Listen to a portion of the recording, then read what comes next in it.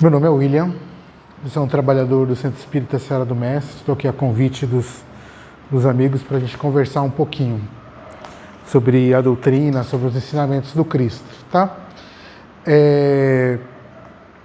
Eu peguei um teminha desse livro aqui, do Chico Xavier, Psicografia do Chico Xavier, né? O autor espiritual Emmanuel, que é o Caminho, Verdade e Vida. Né?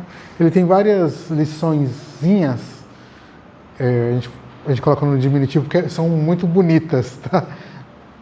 E o Emmanuel, ele trabalha assim, ele pega um trecho do Evangelho, né, um versículo, um trecho mesmo, um versículo, uma linha, e aí ele destrincha aquilo assim com um vasto conhecimento que você fica abismado, assim, né? É realmente o Emmanuel. Eu não vou ler tudo, tá? Porque eu acho que não... Né? Mas eu vou ler só esse trechinho que o Emmanuel capta do Evangelho, tá? E aí depois a gente vai conversando sobre isso. Deixa a luz aqui, que eu sou meio cegueta, então eu vou aproveitar e pegar a luz aqui. Então é assim, ó. O trecho que a gente vai pegar é o 113, tá? Não te esqueças. E aí o que o Emmanuel pega lá, o trecho é esse aqui, ó. Porque muitos dos judeus, por causa dele, iam e criam em Jesus. Isso está em João 12, capítulo 12, versículo 11. O Emmanuel, ele vai pegar esse trecho desse capítulo, né, do capítulo 12, mas ele vai falar de Lázaro, né? Que as pessoas, elas iam até Jerusalém, né, os judeus iam até Jerusalém para ver o que tinha acontecido com Lázaro, né? O que aconteceu com Lázaro mesmo? Aí as pessoas iam até lá para ver esse fenômeno, o que tinha acontecido com Lázaro. O que Jesus costumava fazer mesmo? Ele fazia várias movimentações, né, no sentido de acolhimento das pessoas, dos indivíduos que estavam ali em sofrimento, com dificuldades, precisando de cura, precisando de auxílio, precisando de direcionamento muitas vezes, né? Então, Jesus tocou Lázaro e Lázaro mudou. E as pessoas iam até lá ver, porque com o toque do Cristo, Lázaro, ele muda. E as pessoas querem ir lá ver, porque Lázaro era uma pessoa conhecida. Mas vamos ver o que é isso mesmo que está acontecendo. O que está acontecendo com Lázaro? Né? E aí quando eles chegam lá, eles se encantam com, muito deles, né? Se encantam com aquilo que acontecia com Lázaro, e eles começavam a refletir. Refletir sobre o quê? Refletir sobre as suas vidas. E o quanto que aquele homem talvez pudesse tocá-los também e fazer com que eles também mudassem.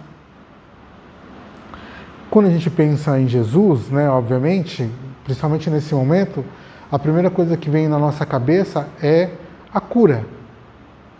Né? Então, curava o leproso, curava cegos, aleijados. Não era isso que Jesus fazia? Quando a gente pensa em Jesus, a gente pensa um pouco nisso, né? Por isso que a gente vê muitas vezes, muitos lugares que fazem trabalho de curas, muitas vezes cheio de pessoas, né, que vão lá buscar essa cura. E às vezes acontece. Às vezes elas saem de lá fisicamente curadas. Mas qual que é a proposta, de fato, de descobrir Jesus? Vamos trabalhar numa outra linha, por exemplo. Às vezes, não sei vocês, não sei aqui, mas lá no Centro Espírita Seara do Mestre, da onde eu venho, acontece muito assim. Às vezes as pessoas estão lá vendo a palestra e elas se encantam com a palestra, com a energia do lugar e tal, e aí o que vem na cabeça delas, quem? O marido. Se o Roberto estivesse aqui... Para as mães, mãe geralmente pensa no filho, né? Fala, se meu filhinho estivesse aqui, Isso é para ele. Vocês também não pensam assim? Não é? E às vezes pode até ser. Realmente, de repente, se a pessoa tivesse tido contato com essa energia, com a palavra ali naquele momento, talvez ela até ficasse realmente tocada, né? Mas, como quem está lá não é o outro, sou eu, ou é vocês, ou são as pessoas que estão lá, então isso não serve para o outro. Isso serve para quem? Serve para mim. Para nós. Para quem teve contato com aquele momento. É para isso que aquilo serve. E o outro? E o filho? E o Roberto? Como que a gente faz com isso? Ou a Maria, né, para os homens, né? Eu penso na mulher, mas se a Maria estivesse aqui, ela ficaria muito mais calma, né? E essas pessoas vão sentir como Cristo? Através de nós. Porque se nós somos lá, nós somos tocados. Perfeito?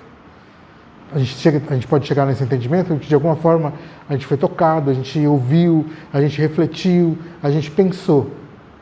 A gente pensou no outro, né? Que geralmente a gente acha que o outro que tem que mudar, não a gente. Geralmente a gente acha que a gente está certo.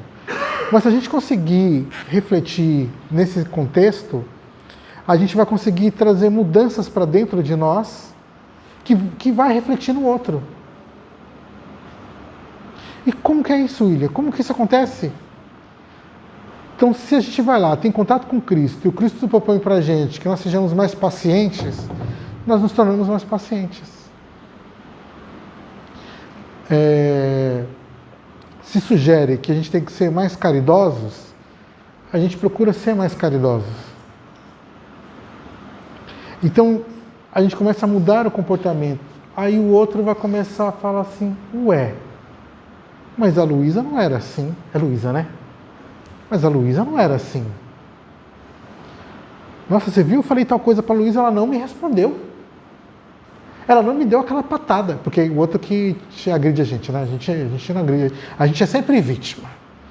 Mas a Luísa não me deu uma patada. O que está acontecendo com a Luísa? Onde que a Luísa está vindo? Porque antigamente a Luísa, nossa, ia me arrebentar agora. Então a gente começa a fazer exatamente esse processo de mudança dentro de nós. E aí o outro começa a observar.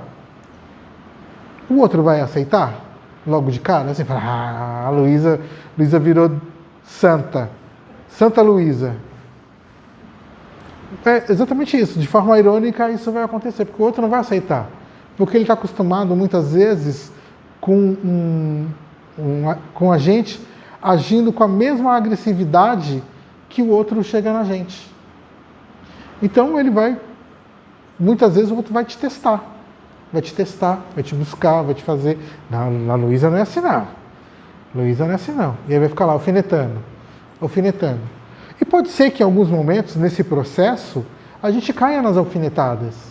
E aí o outro fala, tá vendo que você não é isso tudo? Essa é a Luísa que eu conheço. Essa é a Luísa que eu conheço, tá vendo? Mas aí o que a gente vai fazendo? A gente continua a perseverança na nossa mudança. E para isso a gente precisa jogar luz sobre as nossas dificuldades. Nesse entendimento de que somos seres que estamos nessa caminhada de mudança. Muitas vezes na casa espírita, né, que a gente conhece, na grande maioria das pessoas, elas vêm pela dor, né? Chegam aqui, a gente está lá no atendimento fraterno, as pessoas vão lá e desabafam as suas dificuldades, as suas dores. Na grande maioria das vezes, a dor é uma dor causada. Alguém causou essa dor. Nunca a gente se coloca no lugar de o porquê que eu estou vivenciando isso. Às vezes a gente até faz isso, mas ainda cai nessa questão ainda meio de vítima, né? E que às vezes até realmente é, né? A gente chega a ser vítima, mas tem alguma coisa que nos coloca nessa situação e que a gente tem que, em algum momento, dar o braço a torcer de que a escolha basicamente é nossa de chegar nos lugares onde nós chegamos. E aí quando a gente tem esse entendimento, essa liberdade de saber, pô, preciso trilhar um novo caminho, né? Então quando a gente consegue ter essa compreensão, a gente começa a se libertar e libertar o outro. Porque não tem como a gente violentar o outro sem antes nos violentarmos. Ou paralelamente a isso, sofrermos de uma violência também. Que é emanar o pensamento vibratório ruim, é sintonia básica, né? Então quando a gente consegue trilhar uma caminhada procurando mudar a nossa linha de raciocínio, é completamente diferente. Vou tentar dar um exemplo aqui que talvez eu esteja me enrolando. Fui atender uma mãe, eu adoro mãe, eu tenho uma teoria sobre mãe. Mãe é uma coisa horrorosa. Eu não conheço uma mãe que não seja horrorosa. Aí as mães tudo fecha a cara. Como assim? Mãe é uma coisa divina, não é? Nem sempre, né? Às vezes a gente tem um amor tão grande que a gente confunde as coisas. A gente acha que porque a gente gestou, aquilo faz parte da gente ou é parte da gente. Tecnicamente, talvez até seja alguma coisa nesse sentido, mas não é. É um outro ser, é um outro indivíduo, com outra característica, com outro gosto, com outra percepção da vida, que nasceu num momento histórico diferente do seu, né? Que a gente estava falando sobre ser professor de história. Então, num momento histórico diferente do seu, que vai vivenciar coisas diferentes de você, tá? Bom, estava atendendo uma dessas mães um dia, e ela chegando lá, aí o amado filho dela, no período da pandemia, se apaixonou por uma moça que morava nos Estados Unidos. Que lindo, né? E aí ele foi para lá. Só que quando ele estava aqui no Brasil, ele não trabalhava. Já um homem, diplomado, formado, tinha sua profissão, né? Mas ele não trabalhava. Aí ele arrumou um jeito e conseguiu ir para lá, para os Estados Unidos nesse período. Só que quando chegou lá, não é assim. É outro país, é outra língua, é outro, né? Até falava a língua, né? Até dominava a língua e tal. A mãe dele conseguiu prover isso para ele, né? Além de uma formação acadêmica e tal. Aí quando chegou lá teve vários problemas. Primeiro porque assim, não trabalhava também. Aí a moça tinha emprego lá, era uma moça brasileira também, ela tinha emprego lá e tal, trabalhava, ganhava relativamente bem, né? Tinha a vida dela lá. E durante um tempo, né? Você dá uma assistência, né? Você tirou a pessoa de um outro país para ir para um outro lugar. Você dá uma assistência, né? Aí isso durou 1 ano, durou 2 anos, durou 3 anos, o cara nada de trabalhar. Aí uma hora que aconteceu, a moça se encheu e falou, desse jeito não dá. Aí o que ele fez? Pegou o telefone e ligou para a mãe, né? Aí o que a mãe dele fez? Mandou a passagem para ele voltar para casa. É para casa de mames. É para casa de mamãe, né? E quando chegou aqui, ele continuou na mesma condição que estava, né? E aí estava depressivo, estava tomando remédio, tinha que ir no médico. E aí já tinha outras dificultadores. Nisso lá, ele adquiriu um cachorro, né? E aí esse cachorro, ele queria trazer esse cachorro para o Brasil, né? Mas e era um cachorro bravo, desses cachorros mais bravos, né? E aí nenhuma companhia aérea queria trazer, né, o cachorro, né? Aí já foi mais um empecilho, porque e as que queriam trazer o cachorro cobravam muito caro, né? E quem tinha que pagar isso? Mames, né? Então, quando essa mãe chegou lá, relatando isso, né? Ela tinha um problema. E quem criou esse problema? Para mames. Mames criou esse problema para ela, né? E essa situação, em vários momentos, por exemplo, deixou o casamento dela à beira da vida dela e do marido, Deixou isso à beira, porque o marido tinha uma postura, o pai tinha uma postura e ela tinha outra. Ela tinha uma filha caçula, e essa filha caçula não dava problema. Ela trabalhava, estava fazendo faculdade, já trabalhava, já era independente, sabe, não precisava. Mas o outro, porque criou todo um sistema de pensamento, né, de uma proteção, de um cuidado que a gente não está perto o tempo todo dos nossos filhos. A gente precisa ensinar eles a te mata a fome e depois dá a vara para aquilo. Isso tem vários significados. Vários, dá para a gente trabalhar com isso. A gente mata a fome da criança, a gente alimenta, amamenta, educa e tenta formar indivíduos autossuficientes para que eles sigam. Quando o Cristo vem para cá, quando o Cristo reencarna no nosso planeta, eu não estou conseguindo enxergar o horário ali, vocês me dão um toque? Tá? Não estou conseguindo ver o relógio ali.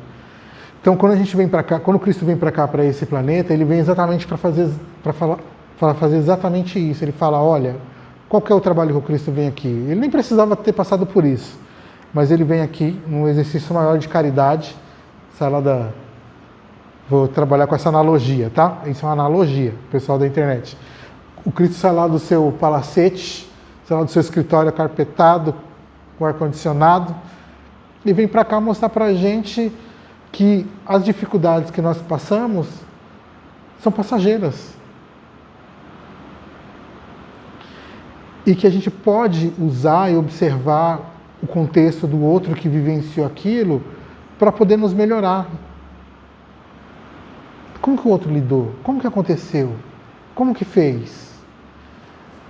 E aí, quando a gente olha para o Cristo, né, e vê aquele carregando aquela cruz, lembra do Cristo carregando a cruz? Aquilo é uma analogia que a gente pode carregar as nossas. A gente pode carregar as nossas e resolver. Teve vários momentos nesse processo onde o Cristo estava carregando a cruz que ele teve alívios. Aparecia um ou outro que pegava ali a cruz um pouquinho, às vezes era obrigado pelo soldado lá, ou às vezes pegava a cruz, levava um pouquinho, depois o Cristo ia lá, pegava a cruz e carregava. A gente pode fazer isso. A gente deve fazer isso em algum momento. Mas a cruz é sempre do outro. Agora, quando a gente busca a melhora, quando a gente busca um caminho de iluminação, quando a gente busca um caminho de espiritualização, esse caminho é nosso. É isso que eu estou querendo dizer. O outro que está na nossa periferia, ele pode aprender junto com a gente. Ele pode aprender ou pelo menos começar a refletir sobre o caminho que a gente está fazendo. Falar, fulano de tal não está mudando? Fulano de tal está diferente? Luísa está muito diferente. Então, quando a gente começa a trabalhar nesse contexto, onde a gente começa a lançar luz sobre nós, aquilo que está na nossa periferia começa a se iluminar de certa forma. Porque ela começa a observar essa nossa movimentação. Em alguns momentos, provavelmente, nós vamos ser testados, porque as pessoas nos conhecem. Né? Eu falo assim, não, mas não é assim, como eu já disse aqui antes. Mas aí a gente vai fazendo o quê? A gente vai perseverando nisso. E aí o outro vai indo no seu despertar. Porque cada um de nós vai no seu despertar. Não adianta a gente querer arrastar. Não adianta a gente querer aqui ficar pensando aqui, a gente está aqui pensando, mas se o Roberto estivesse aqui, mas se o meu filho estivesse aqui ouvindo isso, a minha filha ou a Maria, não faz sentido. Porque quem está aqui buscando é você. Por mais que você tenha chegado aqui pensando neles, pensando na dificuldade e no problema que eles te trazem, quem vai melhorar nesse processo, talvez não seja eles, talvez seja você. Muito provavelmente será você. Talvez o que eles vão aprender com esse processo é a sua mudança, a sua percepção de mudança, de postura, de ir falando para o seu filho, não, agora não dá. O dinheiro, eu tenho dinheiro, mas eu também tenho meus sonhos. Olha, eu também já tenho, no caso da minha amiga, né? Olha, eu também já tenho uma certa idade. Esse dinheiro talvez seja o dinheiro da minha aposentadoria, para pagar as minhas contas. A gente vai envelhecendo, a gente vai ficando doente. A gente vai passando por dificuldades, né? Por homens, né? Vão ao médico. O homem não vai no médico, né? Vão ao médico, façam exames periódicos, né? Façam atividade física, aí para todos, né? Para a gente poder exatamente conseguir observar e proporcionar para nós esse contexto de espiritualização que a gente está buscando, de melhora nossa. E o outro vai melhorar à medida que ele entender que a melhora é para ele. Por isso que os judeus iam lá ver Lázaro. Primeiro falar, isso é possível? Aquele homem cego tanto tempo lá na beira da piscina lá, né? Ou né, qualquer outra cura que Jesus tenha feito, né?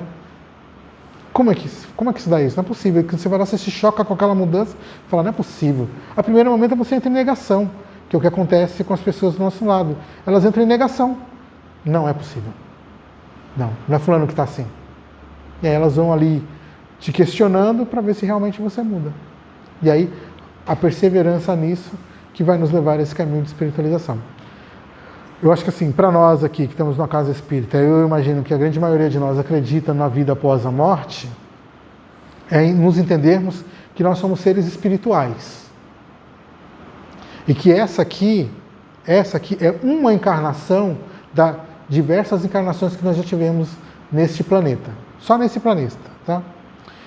E isso quer dizer, acreditar na espiritualização, né? Acreditar que somos seres espirituais, isso não quer dizer que nós somos seres espiritualizados, tá? O processo aqui de estarmos encarnados aqui, nesse processo de desencarna, encarna, quer dizer, vai para a espiritualidade, volta para a matéria, vai na espiritualidade, volta para a matéria, é esse processo de carregar a nossa cruz para esse processo de espiritualização. Nesse choque que nós temos, resvalando com os nossos amigos e inimigos, encarnados e desencarnados. O filhote, o maridote, a esposinha, o irmão, a irmã, e às vezes alguém que se parece estrangeiro, que chega e nos causa dificuldade, no trabalho, na rua, no trânsito, né? Então, quando a gente conseguir observar que nós somos seres nesse contexto de evolução espiritual, nós vamos nos entender desse contexto, onde que nós vamos nos melhorar, e aí o nosso exemplo, a nossa forma de conduzir e de lidar com as dificuldades vai servir de exemplo para o outro. Quando eu parar de xingar no trânsito, quando eu cometer um erro e assumir que errei, pedir desculpas, e não só pedir desculpas, mas reparar o meu erro, porque desculpas é fácil, né? Pedir perdão é fácil. Uma vez eu pedi perdão para uma amiga, por uma bobagem que eu cometi. Eu falei, perdão. Ela falou, perdão é fácil. Eu não entendi. Eu sou espírita. E eu aprendi que falar perdão redime os meus pecados. Aí quando ela falou aquilo para mim, eu fiquei pensando meses no que ela estava querendo dizer com aquilo. Pedir perdão é fácil. Aí depois a ficha caiu. Eu falei, é verdade. Não é só pedir perdão. A gente precisa de reparação. Pedir perdão é simples. Agora, reparar, e muitas vezes é isso que a gente está fazendo aqui. Então, nesse contexto de buscar nos reparar, nos corrigir, nos espiritualizar, a gente vai servindo de exemplo para aqueles que estão à nossa volta. E eu acho que o meu tempo acabou. Né? Não? 8 horas. Gente, era isso que a gente tinha para comentar, tá? Para falar. Espero que a gente consiga refletir sobre nós, jogando luz sempre sobre nós, porque o objetivo de estarmos aqui é esse, é nós nos melhorarmos. E aí a gente vai conseguir melhorar enquanto sociedade, enquanto grupo social, tá bom? Muito obrigado.